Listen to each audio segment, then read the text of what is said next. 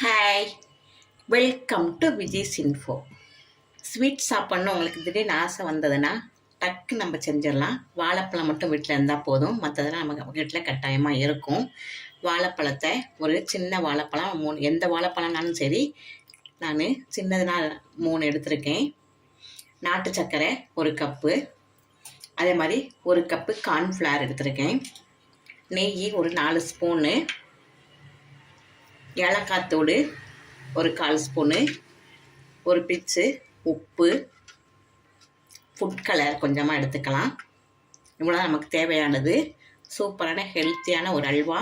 டக்கு நம்ம ஒரு 10 நிமிஷத்தில் செஞ்சிடலாம். இதை எப்படி செய்யலான்னு பார்க்கலாம். அதை நல்ல தோல் எடுத்துடலாம். தோல் எடுத்துட்டு மிக்ஸி ஜாரில் போட்டு அடிச்சுக்கலாம். இல்லாட்டா கையில் மசிக்க முடிஞ்சால் நம்ம கையில் மசிச்சு எடுத்துக்கலாம். நல்ல கனிஞ்ச பழமாக இருந்தால் ஈஸியாக வந்துடும்.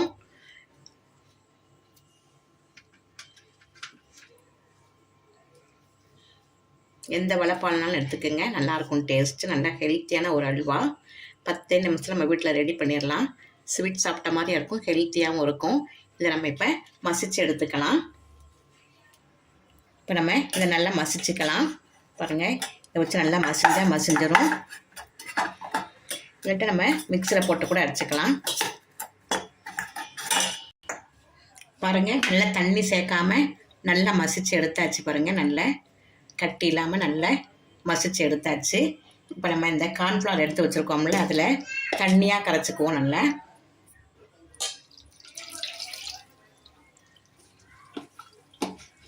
நல்லா தண்ணியாக கரைச்சிக்குவோம், இல்லாட்டா டக்குன்னு கெட்டி ஆயிரும்.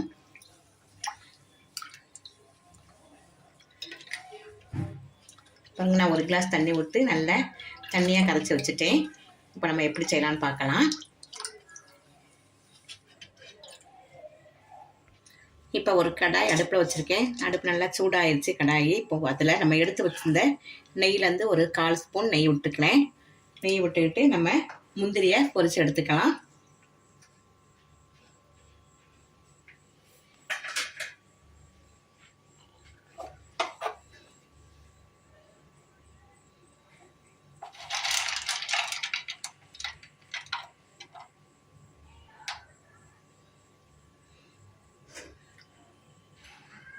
இப்போ நம்ம 1-2 உடச்சி வச்சுருக்கேன் முந்திரி பருப்பு. அதை பொரித்து எடுத்துக்குவோம். நல்லா சிம்மில் வச்சு பொரிச்சுக்கலாம்.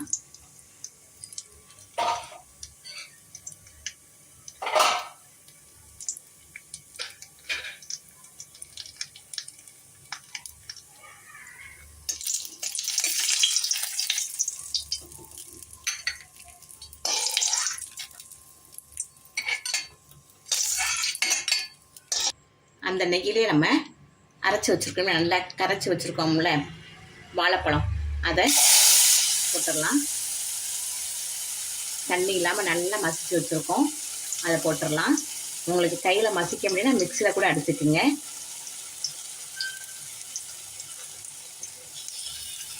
இது ஒரு 2 நிமிஷம் நல்லா வதக்கி கொடுக்கலாம்.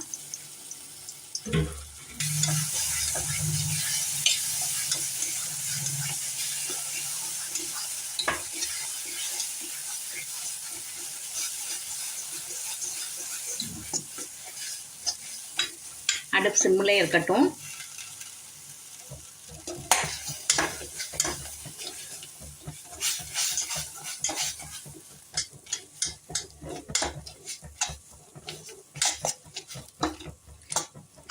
இப்போ இதிலே நம்ம நல்லா கார்ன்ஃப்ளவர் கரைச்சி வச்சுருக்கோமோ தண்ணி ஊற்றி அதை இதில் போட்டுடலாம்.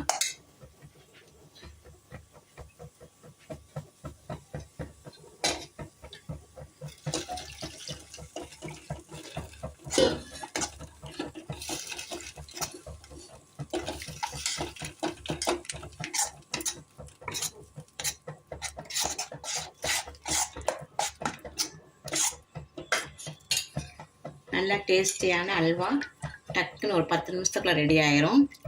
பாருங்கள், இதை ஒரு 2 நிமிஷம் நம்ம அப்படியே கலரி கொடுத்துருப்போம்.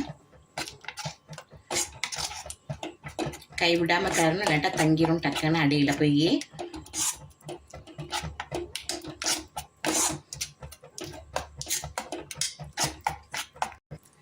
இந்த ஸ்டேஜில் நம்ம ஃபுட் கலர் சேர்த்துக்கலாம். நல்லா தரமான ஃபுட் கலர் வாங்கிக்கிங்க.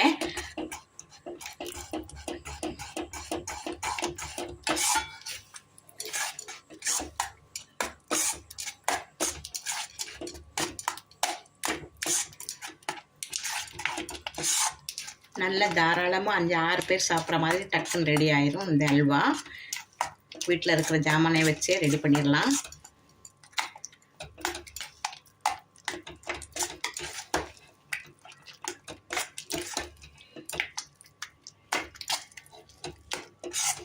இப்போ நம்ம நாட்டு சர்க்கரை எடுத்து வச்சுருக்கோம், அதை போட்டுடலாம். 1 கப்பு கார்ன்ஃப்ளவருக்கு 1 கப்பு நாட்டு சர்க்கரை எடுத்திருக்கேன். உங்களுக்கு கூட ஜாஸ்தியாக இனிப்பு வேணால் இன்னும் கொஞ்சம் 1/4 கப்பு கூட போட்டுக்கலாம், நல்லா தான் இருக்கும்.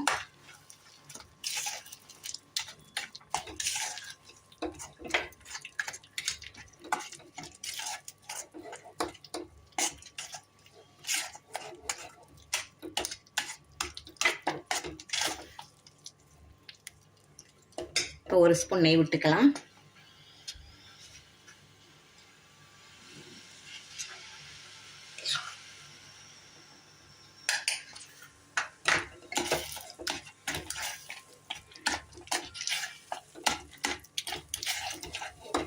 இப்போ நம்ம ஸ்வீட் நல்லா எடுத்து கொடுக்கறதுக்காக 1 பிஞ்ச் உப்பு சேர்த்துக்கலாம்.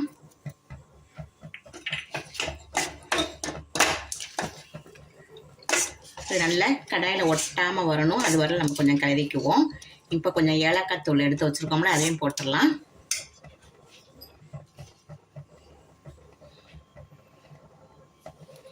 நீங்கள் ஏலக்காய் மட்டும்தான் நல்லா பொடி பண்ணி தோல் எடுத்துட்டு போட்டுருங்க, நல்லாயிருக்கும். இந்த ஸ்டேஜில் கொஞ்சம் 1 ஸ்பூனு நம்ம எடுத்து வச்சுருக்க நெய்லேருந்து போட்டுக்கலாம்.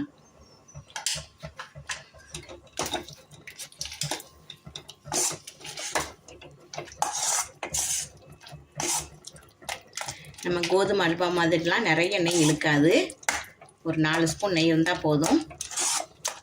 கோதுமை அல்வாக்கே டஃப்பு கொடுக்குற மாதிரி இந்த பனானா அல்வா செம்ம டேஸ்ட்டாக இருக்கும்.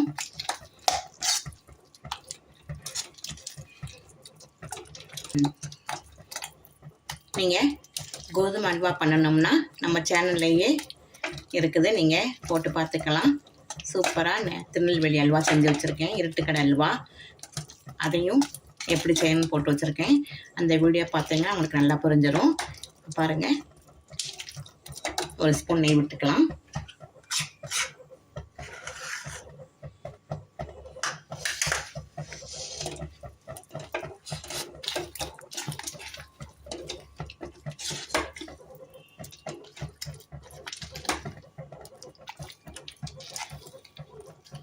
நல்லா கடாயில் ஒட்டாமல் வருது பாருங்கள்.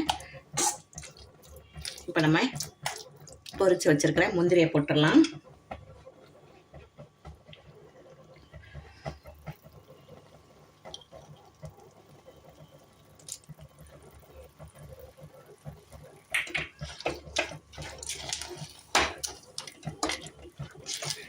நாலு ஸ்பூன் நெய் தான் ஆயிருக்கு பாருங்கள், என்ன அழகாக வந்திருக்கு, நல்லா சுழண்டு வருது பாருங்கள். ஆனால் டேஸ்ட்டு செம்மையாக இருக்கும்.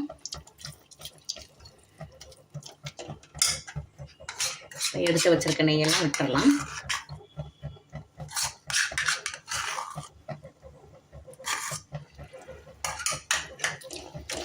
அவ்வளோதான், ரெடி ஆயிடுச்சு பனானா அல்வா. ஸ்டவ் ஆஃப் பண்ணிடலாம். நல்லா சுழண்டு வருது பாருங்கள், கடாயில் ஒட்டாமல்.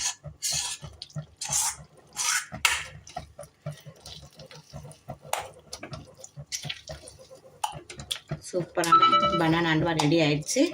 ஸ்டவ் ஆஃப் பண்ணிடலாம். உங்களுக்கு இனிப்பு சாப்பிட்ணும் டக்குன்னு ஆசை வந்ததுன்னு வச்சுக்கோங்க, 10 நிமிஷத்தில் இந்த அல்வா ரெடி ஆயிடுச்சு பாருங்கள். ஒரு 3 பனானா, குட்டி குட்டி பனானா, 3 பனானா வச்சு நல்ல அசத்தலான ஒரு ஸ்வீட்ஸு பனானா அல்வா செஞ்சாச்சு. இது கட்டாயம் உங்களுக்கு பிடிச்சிருக்கும். நல்லா ஹெல்த்தியானதான். ஈவினிங் ஸ்நாக்ஸுக்கு நல்லா சிப்ஸு கூட இந்த அல்வா வச்சு சாப்பிட்டீங்கன்னா செம்ம டேஸ்ட்டாக இருக்கும். குழந்தைங்க ஸ்கூல்லேருந்து வந்தோடனே இதை கொடுத்தாலும் நல்லா ஹெவியான நல்லா ஹெல்த்தியான ஒரு ஸ்நாக்ஸ் ரெடி ஆகிடுச்சு பாருங்கள். இதை உங்கள் வீட்டில் செஞ்சு அசத்துங்க. இந்த ரெசிபி உங்களுக்கு பிடிச்சிருக்கும். பிடிச்சிருந்தால் லைக் பண்ணுங்கள், ஷேர் பண்ணுங்கள், சப்ஸ்கிரைப் பண்ணுங்கள், பெல் ஐக்கானை தட்டி விடுங்க. மற்றும் ஒரு நல்ல ரெசிபியை உங்களை சந்திக்கிறேன். பாய்.